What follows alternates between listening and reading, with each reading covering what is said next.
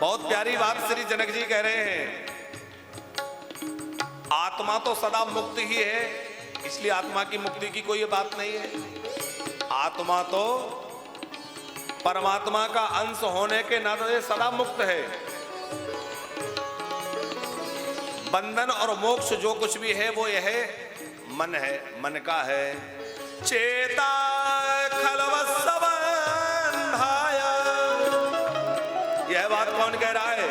श्री कपिल नारायण भगवान कह रहे हैं माता देवो से श्रीमद् भागवत में कि चेता खलवत्स बंधाया मुक्तये चात्मनो मतम गुणेषु सक्तं बंधाय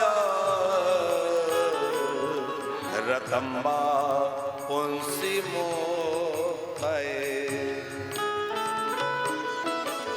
कपिल जी कह रहे हैं मां, ये मन ही बंधन और मोक्ष का कारण है। इस मन को जिसने संभाल लिया उसने सब कुछ संभाल लिया। इसीलिए गोस्वामी तुलसीदास जी सारी रामचरितमानस किसको सुनाते हैं? राम भज सुन सठ मना, अपने मन को सुना रहे हैं। क्योंकि मन यदि समझ गया तो सारा जीवन सुधर जाएगा। गीता में भगवान श्री कृष्ण अर्जुन से कह रहे हैं मनेव मनस्कारं कारणं बंध मोक्षय। हे पार्थ, यह मन ही बंधन और मोक्ष का कारण है।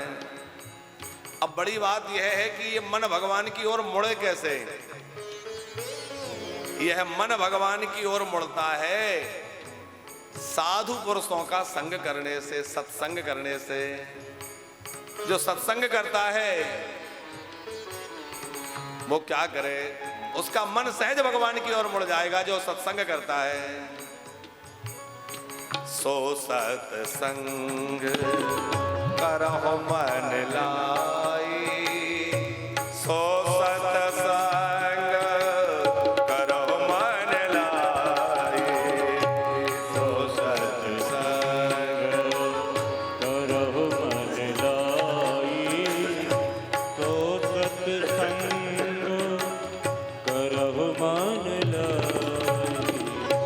बिनु सत्संग विवेक न होए, बिनु सत्संग विवेक न होई।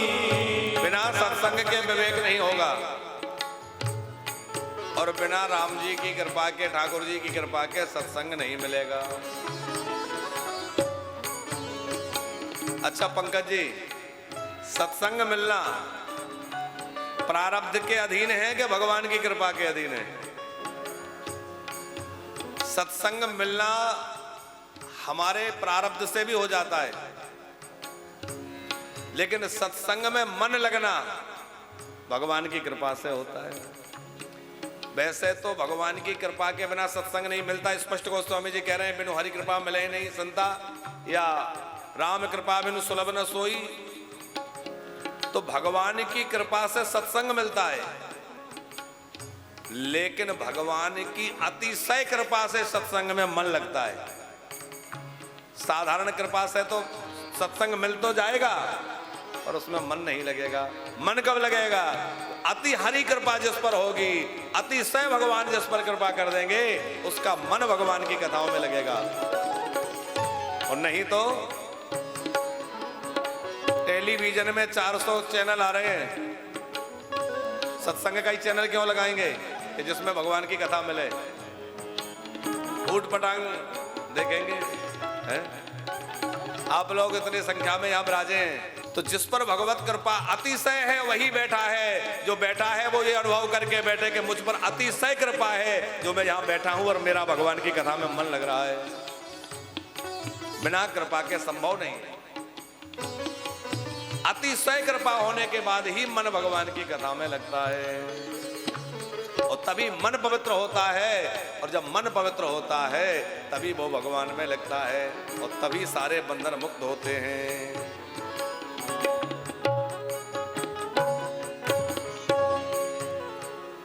बिना सत्संग के मन शुद्ध नहीं हो सकता।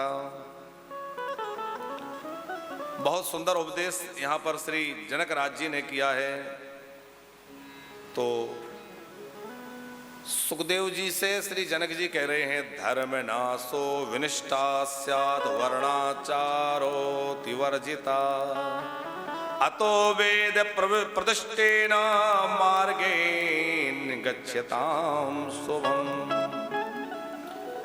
मन की शुद्धि का कथा से और अपने धर्म के पालन से होती है। दो साधन लिखे यहाँ, एक तो भगवान की कथा और दूसरा स्वधर्म का पालन। अपने अपने धर्म का पालन करें। 4 आश्रम हैं और 4 वर्ण हैं।